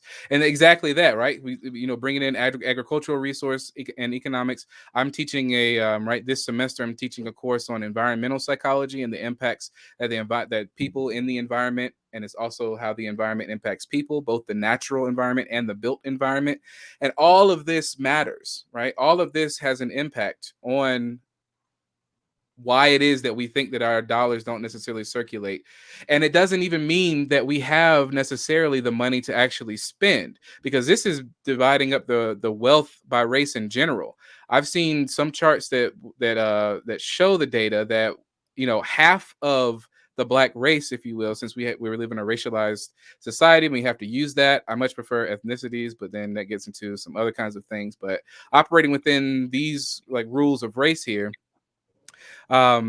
this can really show us, how when people put forward the idea that we should just do for self, that we should just, which is kind of, to me, just a rebranded bootstrap argument, pull yourself up by the bootstraps. And it's like, I don't have boots. How am I supposed to use the straps on them? Right. Or, the whole idea of we should just put our stuff together and build our own kind of companies. It's like, well, what percentage of people who start their own businesses or are entrepreneurs have a company that makes more than 50K a year? Or what percentage of people who have have businesses have more than one employee, if an employee at all? So I think these are relevant questions because this really puts into the framework that there is very little amongst that 14 percent of us, that 41 million or so of us, with the wealth. When we take a look and we see that they have 114, they being white folks, and it's so much further along than everybody else in the categories here. There is not, that's essentially trying to tell someone who, and I'm not discouraging anybody to start your own business or do your own thing. I'm just suggesting and putting forward that is not only the solution. Financial literacy will not close this gap. Starting your own business and trying to pool all your money together when all of the wealth will total 5.93 trillion will not total 114 trillion, no matter how you flip that pie. So when it comes down to it, we can do what we can do, but then there's also needs for people to take data like this, and there's groups out there that will do this. Groups out there that are hopefully paying attention to this. I know there's one group out there, ADOS Advocacy Foundation, American Descendants of Slavery. They have a ADOSadvocacy.org, I believe is their website, or ADOSfoundation.org, and they use data like this, and they are using it to develop a transformative Black agenda and reparations kinds of ideas to show this. Because like what you were saying, it's not enough for us to just say, and this is part of the personal responsibility piece, it's not enough for us to just take a look at this and just say, oh, this is too much, it's just showing us what we don't have, blah, blah, blah, blah, blah. No, this is a very valid talking point. This is a very valid piece of information when it comes to who has what where. I mean, who has home ownership, which is what people are trying to say, that, the idea that having a home is what enables you to develop generational wealth and pass down wealth from, this level to that level. Well, if you have people who have real estate that's totaling 2.2 trillion, and their wealth is basically tied up in the boomer generation's pensions and things like that, and people aren't able to buy homes, even though they might be professionals working 2 jobs, have a good salary, but where they live, or because of inflation or the housing market or what have you, they can't really afford to have a house. Predatory lending or denying people loans because of things that's still happening today. So like all these things go into, considerations. And is this related to psychology? I would think so. What do you think, Dwayne? You think? Very much so, actually. I mean, this is a really good depiction. I mean, when you think about proportionality, right? I think that's the biggest thing I was going into, because one argument that people will have is, it's terrible people, right? There's just more white people, right? So that's why white people have more money. And that's not the case. When you think about it from proportionality standpoint, what's the percentage of what is that? 5 points. So what is that? What is that? That's less than 5%. It's less than 5% of that, right? What are you tabulating? It was the percentage of 5 million to their 114. So the percentage of that versus the percentage of the population. The 5 trillion to their. I see. Yeah. But anyway, I won't get into that. But the main thing is it's not proportional, right? So it's one thing if we had, at least 14%, we'd have to have at least whatever the percentage of the population is of that total amount, and then we'd be getting. But we're at least 10% short, and there's nothing. And given inflation and where we are in time today, I mean, we're not even the growth from 1989 to this point is lesser than every other group. I mean, yeah, and take a look at this, and then you can get into here and start doing some administration criticisms and things like that if you like to. I mean, especially when you start looking at the timeline of things, right? I think because I mean, look at this. We see this dip, and then certain administrations being in power, and providing certain kinds of bailouts or stimulus to certain organizations and things. And look at this, private businesses by race, and you can see. I mean, in 2006, we're talking $160 billion for black folks and almost $7 trillion for white folks. And then you fast forward it now, you see how it dropped down so quickly. I mean, they from 2006 to 2021, that's what, 15 years? And they went from 7.5 to 13 trillion. So it's almost a double. And that's just in private businesses, wealth of private businesses. We But you went know up. what? That's a good point. And look how it's all just kind of like floating down here for everybody else. We're in the, you know, just at 2013 crossing $200 trillion, and it's basically the same. Yeah, that's a good point. You 300, can look 300 billion. you can look at the years along with this graph, and then I guess do like a layover of what administrations, like you were saying, were in office, and then you can basically say, okay, who do I need to vote for? This is kind of like pulling it back to the point when people go out and vote. You need to basically pay attention to folks that are representing you and how they represent you. Exactly. So, yeah, that's one good thing that you can get out of starting community groups. Like it's and churches. Here's the thing. I'm gonna say a little bit about the Bible. The Bible's like despise not small beginnings. Some people don't like to start small. They just want to like boom, shoot for the sky, right off top. You know what I'm saying? But if it's just you and a couple of your friends that start off, right? And then you and those friends get with other friends, you guys can eventually have a large enough group to where you can be heard at your community boards. Because this right here, the things that he was just showing you, could be, I guess, extrapolated down to a smaller scale. So you saw all the money that was like in general overall. So now when you're taking it to a smaller town or to a state or to a community, when you're using ratios, of course, it's not going to be all of that amount in just that one location. But when you're looking at like North Carolina, for instance, when you're looking at you have certain towns or certain communities get a larger proportion of the money, or if you're in a town and a certain area of town gets a larger proportion of money, you need to start asking questions about why.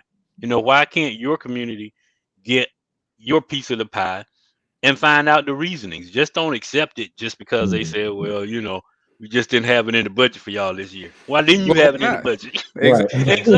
Hold them to account. Hold them to the fire. Exactly. Going back to what Dwayne was saying, just like racism, you necessarily don't keep that in because it kills you. Well, the same thing with your questions. Don't hold the questions inside. That'll kill just you. Because exactly. You know, well, we're gonna know. Now, getting back to another discussion that Last and I were having. Some people are content with things just as they are because they're afraid of growth.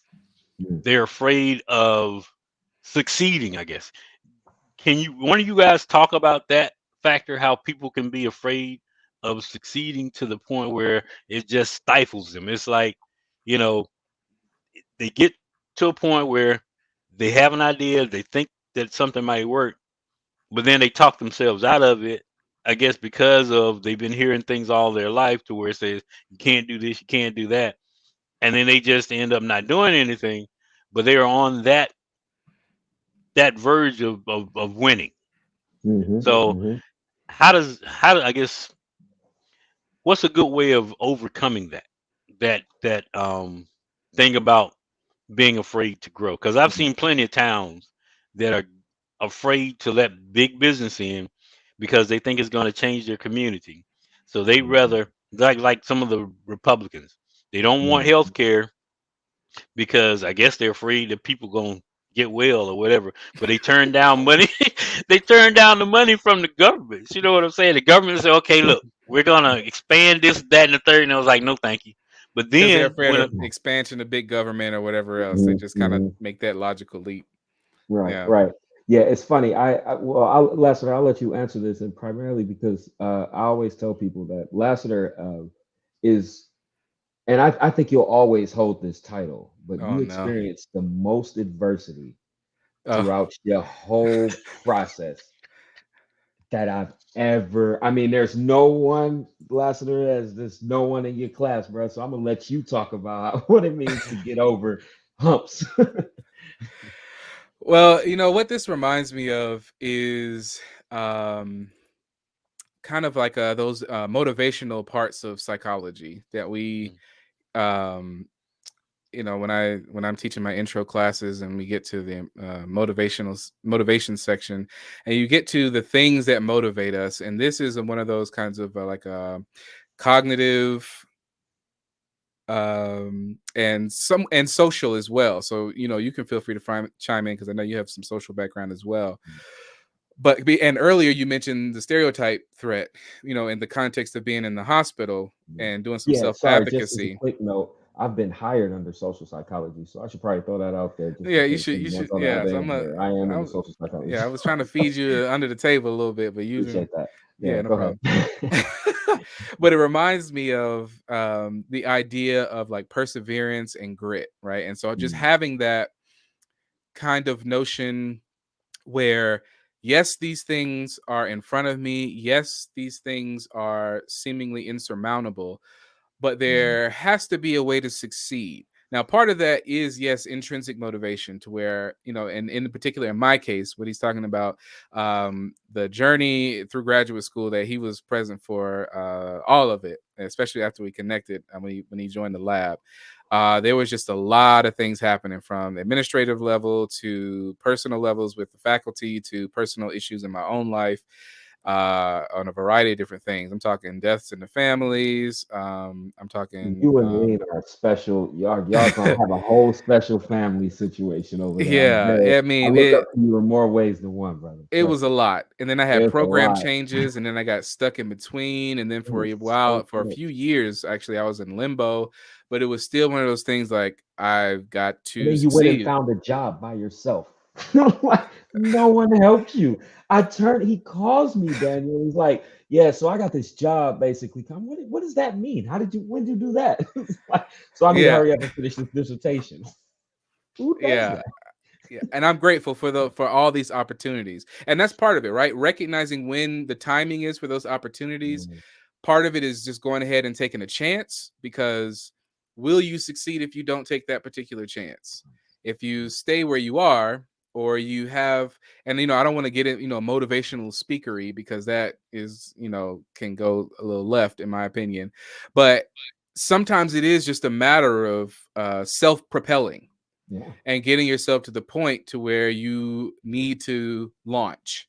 right. If you have reservations about where it is that you need to launch, then maybe reach out to somebody who has, reach out to somebody who is thinking about maybe doing the same thing, or even if it's unrelated, just in general. What did you do to kind of get where you are? Or how did you become this? If you are like a student in the context of high school or whatever, you mentioned counselors, and maybe you're interested in being a guidance counselor, right?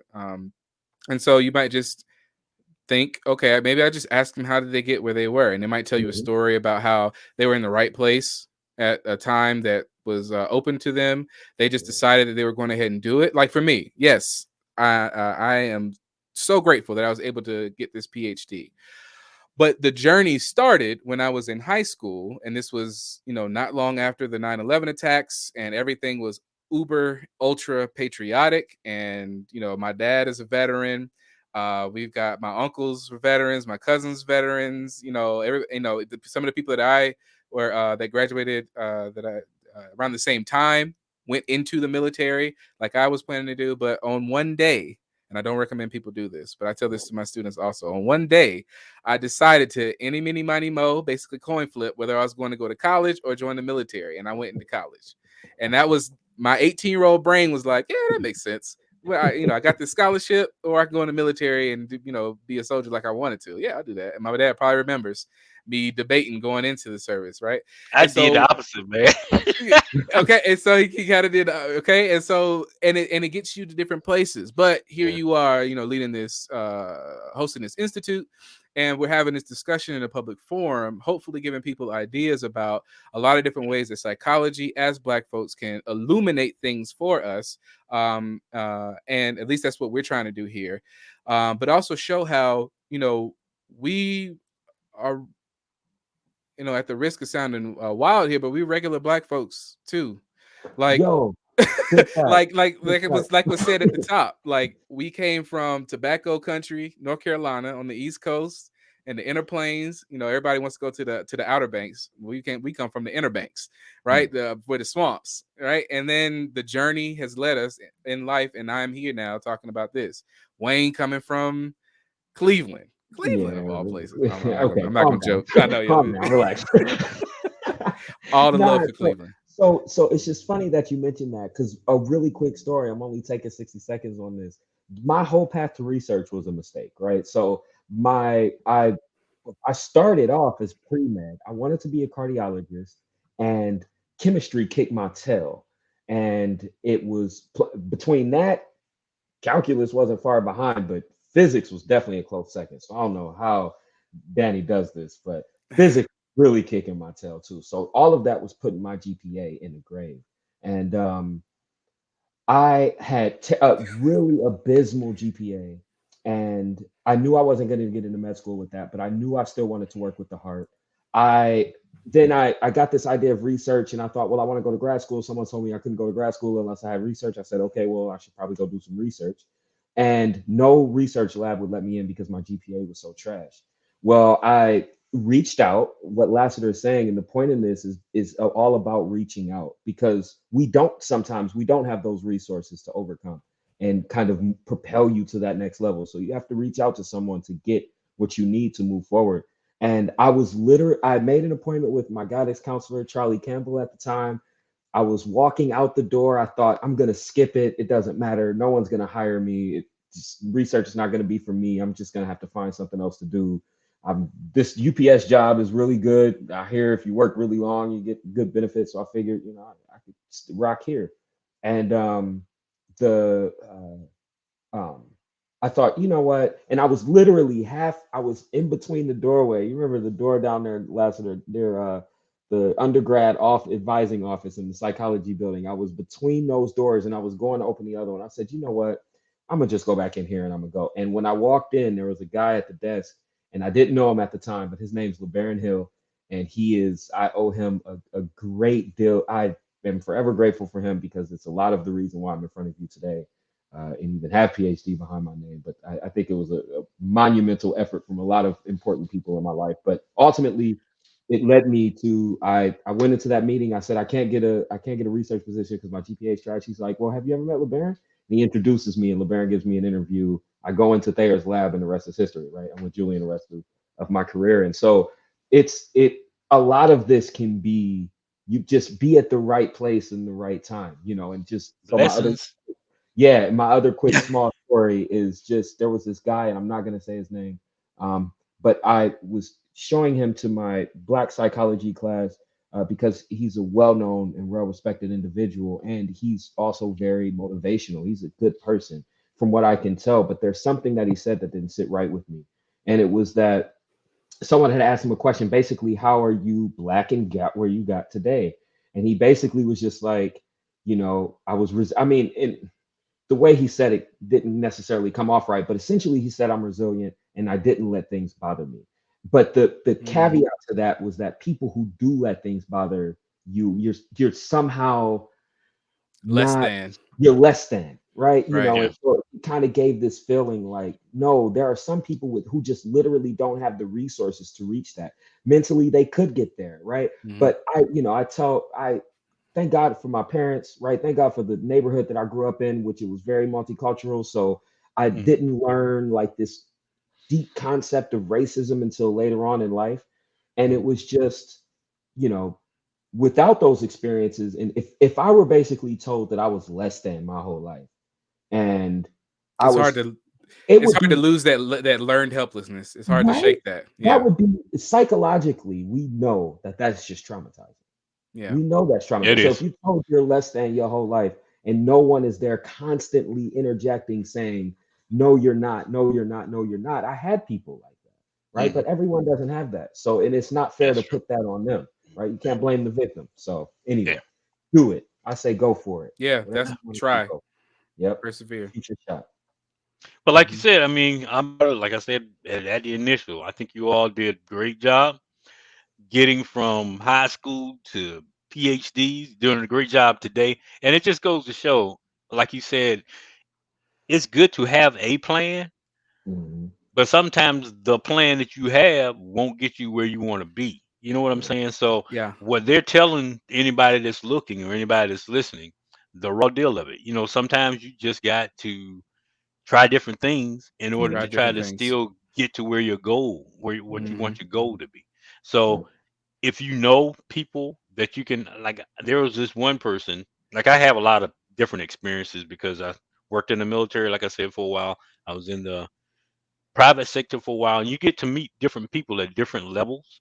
Mhm. But the strange thing is, in my particular field, administrative support, you have professionals that are always doing professional stuff, but they still need somebody to, like, dot the I's, cross the T's, write letters and Yeah. stuff like that, right?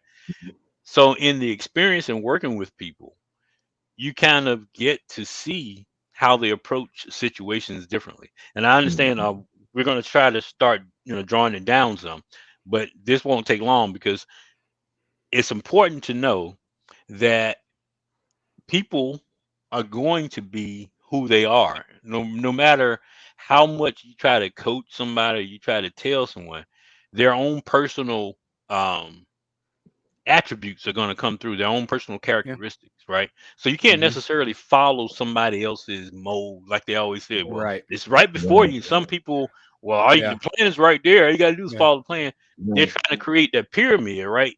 Sometimes to where what you're doing is going to benefit them Mhm. necessarily other than trying to benefit you. So what you Right. want to do is, it's good helping other people, but to the young folks out there, and even to some of the older people, if you have a dream that you want to get to, the thing about your dream is it's your dream. Don't get Mhm. discouraged, like what Dr. Williams was just saying. Don't get discouraged because somebody else tell you that you can't do it. Just nod your head and say, okay, I hear what you're saying, Right. but I'm not gonna let that apply to me. You know what I'm Right. saying? So you have to be able to Yeah. um, believe in yourself and believe in something other outside of yourself, so that Mhm. that can keep you going. Yeah. Okay. And so just to quickly, I know you said we're winding down, but to quickly touch on that, Hmm. having what has helped me also in this pursuit is by not having the identity of who makes me who I am tied to these different individual pursuits. I am a professing Christian as well, and my identity lies there.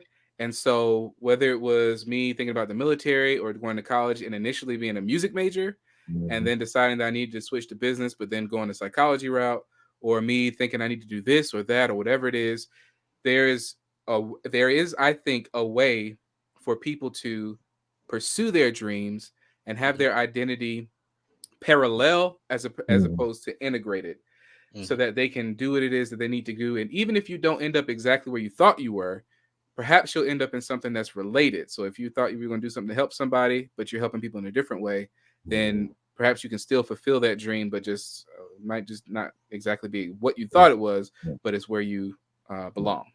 Right. God had me envision when he talked. Well, I wanted to do cardiology, but really I was always meant to, work on health psychology as it relates to cardiovascular processes and mental ones. Right. So, yeah, Yeah. similar thing, but different path. So, absolutely. Okay. Yeah. Well, so anybody, you guys got last thoughts, last comments on what you think or what you recommend people to do in order to try to? Because here's the thing: some people, like, at the beginning of each year, everybody have, what do you call those things? When you say, I'm going to do this year. What do you call those things? At the beginning New of Year's every resolution. Oh, resolutions. New Year's Yeah, New Year's resolutions. Yeah. resolutions. That's what it is. Yeah. And then in February they forget what they were. You know what I'm saying? I So was I was supposed to be jump roping 3 times a week. We're not going to talk about that. that's funny. Oh man. Yeah. So But yeah, my yeah, thoughts go on ahead. that Yeah. final thing. And I think this is what you were referring to earlier when you mentioned what is it that people can do that's relatively low cost in order to get them to Mhm. have some sort of improvement in their life. Mhm.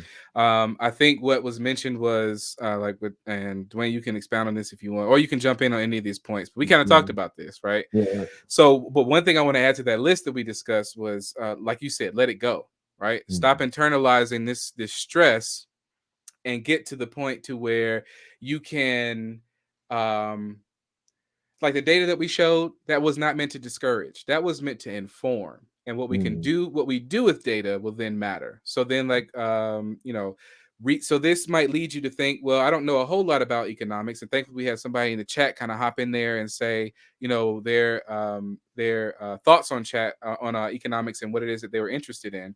But then you can go even at no cost, so you don't have to buy a Kindle or anything. Just try to go to your local library. I just got my card recently, finally, and all it took was show proof of residence. Like, this is where I live. I live in this town, so I can access the library type of a deal.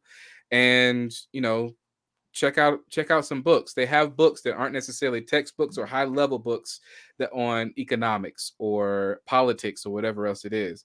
And then that kind of gets you an introduction into that. I was just reading as a part of a book club for a group, a book called Making Hispanics. And it was basically how after the 1960s civil rights movements and all that progression that we made, there were some folks who had political and financial interests in basically, how can we do what they did and advance us, even if that kind of puts us, and this was what they said, not in so many words, but even if that puts us in competition with them. And then that's how they came up with this label of Hispanic, and that's why that's the only ethnic group, even though I don't agree with that. But that's why you have to check non-Hispanic, Hispanic, because they decided to take people from different parts of the country. So the Mexicans down here in the Southwest, essentially, the Puerto Ricans from the Northeast, and the Cubans from down South Miami. And they decided that, well, we're just going to kind of make a homogenous ethnic kind of group about us. We're just going to decide that there's a cultural tie for us, and that's going to bring us together politically. And so they went to the news stations, they went to the television stations, radio, they went to politicians and got things started for them. And that's how we came up with this term Hispanic, because of that kind of movement that they did. I learned that not because I'm a history major or a political science major or any of that. I learned that because I picked up a book and there was somebody who is an expert in that, and they kind of wrote it in a way and broke it down that I can just be able to rattle that off to you about what that particular book was. So read books, go find something and read. And that is, one of those ways that you can inform yourself. Then that can move you to finding community. So pay attention to, if you see an institute like this that might be interesting, go to the institute, maybe watch it for a bit. Hopefully people are as engaging and as entertaining as we are, right? I'm just, I jest, but, just engage with what they're saying. Pay attention to what they're saying. Take note. Use what they're saying. And if you, maybe find something that talks about it, and maybe find something that might have an argument against it or whatever, just exercise your mind, do that critical thinking. And then that can help you with this idea of finding communities, like what Daniel was saying earlier, where take that data from the Federal Reserve that everybody can access, get together with groups, start talking about it, and then say, how can we use this to our benefit in our local area or in our national life? How can we do this? How can we move? And then now you've got a community. Or maybe go to your church and maybe get active in there, or your local whatever civics group, or something like that. And then ultimately, my third point was, and then take power. So read books, find community, and then take power. Because run for those boards, put yourself in a position to where people hear you, even if you don't run for a board, but as a part of your community group that you've now formed, you show up to the people who have power, and you like, I'm here, and you're gonna get to know me. I'm calling your office, or I'm showing up to the building, and you're gonna know that this is what me and my people want, this is what me and my people need, and this politics thing is going to be an exchange. So if you want this vote, you're gonna have to deliver on this other promise. So read books, find community, take power. I like it. And I'm gonna be really quick just to wrap it up. Last year, there's this Afrocentric value, this value of togetherness, right? And this is one value that we often think about as a good intervention for as a psychological intervention for Black people. That togetherness, this idea of togetherness, whether it's being involved with the church or being involved with the community, is just mentally refreshing, and it's mentally healthy for you. It's called social support. It is beneficial for all groups, and we find that consistently. And so be in contact with close others, stay with close people, surround yourself with people who have not even similar goals, just goals, and have motivations as well. and that will Mhm. help prepare you forward. It's very easy to say to externalize something. We say that that's the goal, but that's very difficult to do. And so it's gonna be, but with the people around you and those you love in a community, it becomes much easier. You're able to talk through issues, and letting go becomes a lot easier. Cool. One last question. Has anybody ever did a social experiment where you stopped checking that box to tell you what ethnicity you were? I wonder what would happen. Like if somebody did that for a whole year, say, we ain't checking No, no box. but I'll tell you this: Dr. Williams and I have begun the effort of trying to help disaggregate some of the data. That means Yeah. pull it apart a little more. Yeah. Because if you notice on some of these boxes, you'll see, as I mentioned, the Hispanic, non-Hispanic, but then you go to this other group that might be like European American, and they have a whole slew of things, options. Asian Americans, they have a whole slew, Pacific Islanders and all that stuff. But then you go to the black folks, and it's black or That's African it. American. And it's And or. there's It's not even and. It's just like or. right. Like or, But and it's the same. for people who are descendants of American chattel slavery, I believe firmly that we are kind of a distinct group and one of the main people that I'm talking about for this targeted intervention. And there's a lot of data and Pew Research. I had it here in case we had time, but I don't think we will today. But Pew Research came out with a report recently talking about how that 1 in 10 black people living in the U.S. are immigrants now. And if you disaggregate the data, remember that term, you pull the data apart and you look at black people, not just from a melanated perspective, but you start looking at lineage and heritage and where people maybe immigrate from. Those people who are coming in and are black immigrants who are first, second, third generation or what have you, they also have these different outcomes when it comes to wealth and what it is that they're able to achieve. Because, and this is obviously not for everybody, but if you can think about it, you have a group that's tethered to the bottom, right? Some people in the space talk about how it's essentially a caste system in the U.S. And so the bottom casted people, the people who are harvested from, they are tethered to the bottom. But then you have people who are immigrating over, and it's not always poor immigrants who are coming over because of environmental or war, political kinds of reasons. There's also people who are immigrating, and they from where they come from, they have the money. They might not necessarily match up with the people who have the money over here, but they have more resources than folks over here, and the dollar over here will buy more where they come from.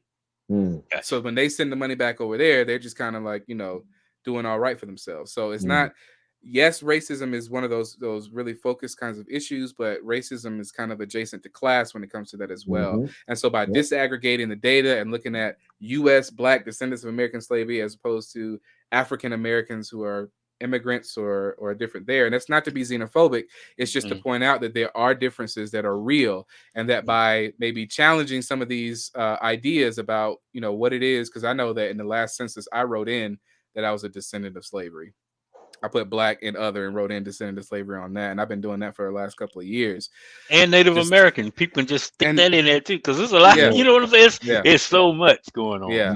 So I think, but that's a good point. We didn't have time to expound on a lot of that today, but that is a really relevant thing. And so I just wanted to make mention that social science needs to catch up on that as well. Psychology has to catch up on that. And in the collaborations that we have, we've already begun that when we do our survey and our questionnaire data. Any social media y'all want to tell people to follow you on before we go? Or okay.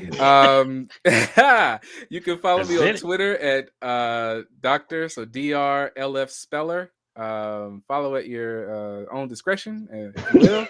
I keep things professional, all that, but I do have thoughts that maybe not representative of the place where I work. It's PG, don't worry. I'm just saying, sometimes I get adamant. We'll just say don't follow. I'm also a comic fan. Comic Star Trek. Yeah, that's cool. Unapologetic. Is that what y'all said? Yeah, that's me.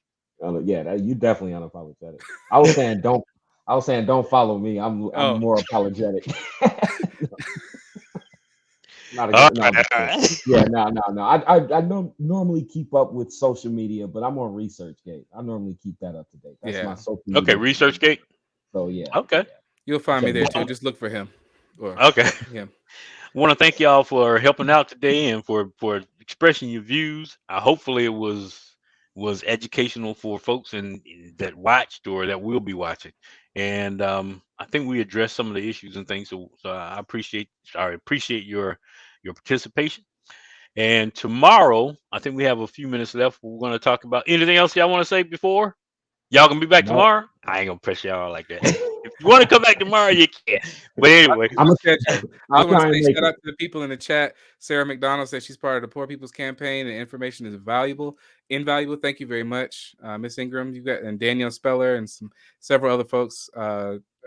Letitia Ingram, thank you for participating in the chat there. Absolutely. all Thank you right, all. cool. Be sure to come back tomorrow. Though we have like a part two. It's gonna start at 10 a.m. Central, which is gonna be 11 o'clock a.m. Eastern. So we're gonna have that going on, and Danielle, she'll be with us tomorrow. And I welcome back Lassiter and Dwayne if they want to come back through. But tomorrow we're going to be talking specifically. The first part is going to be more on the education side. She's going to talk about physics, and then she's going to talk about the STEM, like STEM was it science, technology, edu- um, mathematics, and I don't know what the E stands for. But I'm trying to finish up here, so we'll be back tomorrow with more. And what we're going to also do towards the last part of tomorrow is talk about there's a publication that we put together, and the publication has all kinds of links in it. The links are there basically to help people that might be having some issues with um, common type of problems like getting help with rent or getting help with paying a bill, or who to reach out to if you need like light bills paid and stuff like that. We're going to explore the last part of tomorrow. We're going to explore the publication and just kind of take a quick look at some of the uh, different websites that are available that the government already has. And also, if you wanted to do some research, like what we were talking about just a few minutes ago, um, we're going to explore how to use the internet in order to do just basic research. Because, like I said, it's time for us to start um, making our voices heard at the polls, and not only just during the years when we have like national voting, like every 2 years for the senators or for the representatives, and then 4 years for the president. But we want to start talking about local elections too, because who you have representing you locally really matters. That's going to determine what kind of resources that you can get into your communities. That's going to determine how fair those resources are um, given out and or distributed, and also it'll determine how accessible your community leaders are to you. So we want to start really talking more about that, and hopefully at the end of Danny or Danielle's presentation tomorrow, we'll go ahead and start looking a little bit more into what we have in that publication. So I want to thank everybody for tuning in. Hopefully it was a fun event for you. Hopefully it was an educational event, and I invite you all back tomorrow.